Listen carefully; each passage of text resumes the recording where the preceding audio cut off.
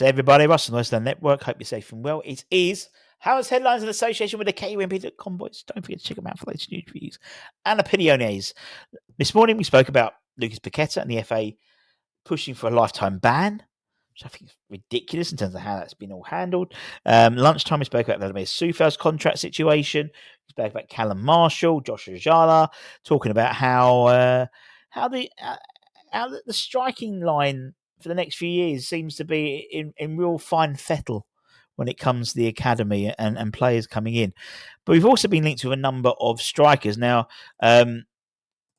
Holly spoke yesterday about Sammy from Porto, who we were linked to when he was playing in La Liga.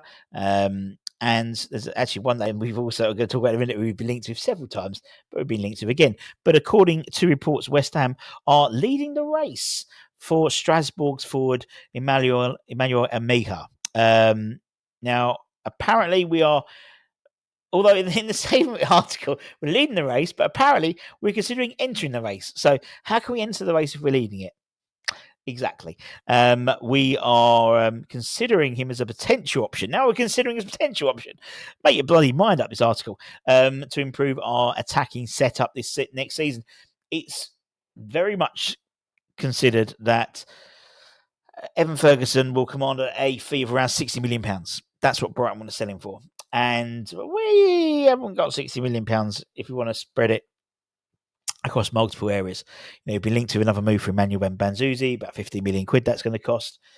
That could, we could even get that if we finish the season well, and maybe creep into the top 10 or the bottom half of the top of the bottom half, so to speak. That's 10-15 million pounds difference than what we'd get where we currently are. So every place counts. So there's an incentive there to finish off the season strongly. But us and Newcastle are mulling over. Are we mulling over the move now? Make your mind up for the 22-year-old in the close season.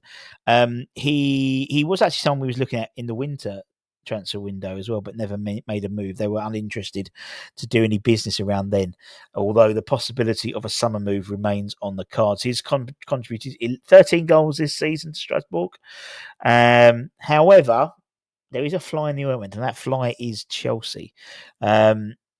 Chelsea have a clear advantage if they wish to go in for Emmanuel, because their owners, Blueco, are in charge, own Strasbourg as well. So, although we've seen issues before, obviously, Jean-Claire, the reason why he couldn't go to Nice was because the joint ownership of that, those MCOs, multi-club ownerships. That's something that FIFA are looking at in terms of relaxing potentially rules between clubs. To encourage more investment, basically. That sounds like that's what might happen. But I mean, he's fast, he's quick, he's direct, he's tall, and he's very similar to another player we've been linked with, and it's a name that's cropped up a million times. But he's playing for Eintracht Frankfurt now. West Ham are, according to reports, chasing Hugo Ekitike once again. Second time around. Actually, about third or fourth time around, really. But obviously, the interest in him isn't new. We tried chasing him when he was at home, when he was at PSG as well. They reportedly made a loan offer, and PSG turned it down. He then joined Eintracht Frankfurt on loan, and then made the move permanently later in the summer of 2024. Foot Mercato echoes earlier claims about West Ham's interest, and they have now positioned themselves to sign the 22-year-old. So he's 22, same as Emmanuel Emegha. Very similar in terms of stature as well, sort of quite tall, gangly type players as well. The Premier League club are one of several ready to welcome him in the summer transfer window. They also relayed comments made by the Frenchman during a chat with L'Equipe, which spoke about his desire to potentially move on in the summer. From Peltenberg, we haven't mentioned for a while because Tim Starlin's not anymore, claims the German club are expecting him to leave in the next window. He said they are almost 99% expecting Ekitike to leave in the club in the summer, and he's also convinced concrete interest from many clubs. However, However, my friends, apparently they want 80 million euros. Well, that means we're not getting him, is it? We are not paying 80 million euros for him, then that's for sure. He scored 18 goals and 6 assists for Eintracht Frankfurt this season, but we ain't going to be paying 80 million euros for him. Not at all. Not in your Nelly. Not in your Nelly. It's a shame. I mean, I always wanted him when he was on loan. I wanted him when he was at Rem. I wanted him. I just thought he had the potential to be the next big thing in France. And he's banging him in for the Bundesliga this season. One player who you will hopefully see in a claret and blue shirt next year is Daniel Cummings. Obviously, we know he was subject to bids from us in the last day of the transfer window in the hope of getting him in earlier. Celtic wanted double basically what they're going to receive for him for any compensation.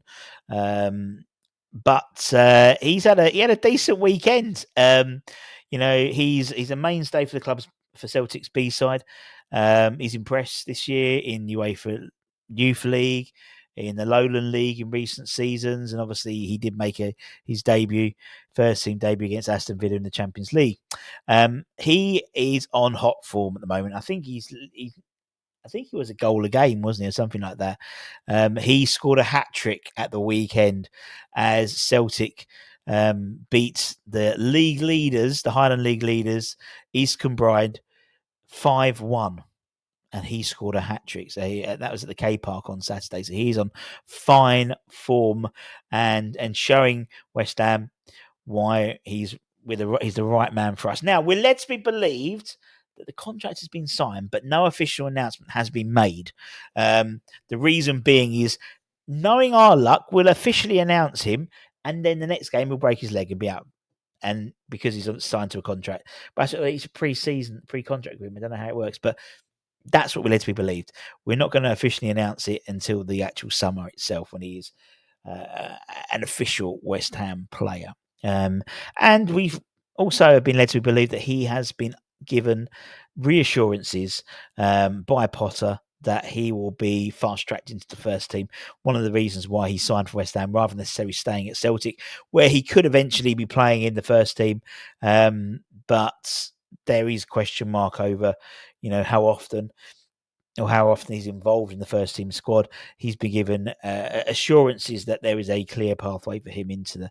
And you've got to assume, and we said at lunchtime, with Danny Ings going, there's a spot there for a centre forward to come in and do the business, or even occupy a space on the bench and be brought on as and when required. And I think that's going to be Daniel's role next season. And the odds probably drop down for the 21 game occasionally to keep in Nick, that type of thing. But that's it, my friends. Thank you very, very much for your time. Don't forget to check out kneesonmybrand.com for latest news, reviews, and opinions. Don't forget to check out Hammer's Hot Takes tonight, and have your voting fingers ready to vote for all the hot takes and take your opinions, and also listen to the opinions of the panel, as I said, including Ryan from West Ham Fan TV, Darren Blewett. We've got Alex from West Ham Network Extra, and Grace from Grace Wild Football as well on TikTok. If you don't follow her, she's really good. But we'll talk about that tonight as well. But until next time, take care, stay safe, stay warm, stay humble. Tomorrow is the Graham Potter press conference. And then the weekend we'll have an interview with Ross Twiddell from Cultaholic, big Newcastle fan. It'll be our Newcastle opposition chat ahead of the game on Monday. We'll also have the next episode of the Why series. Why do West Ham play in claret and blue? We're going to be talking about. So take care, my friends, and see you soon. Much love. Bye.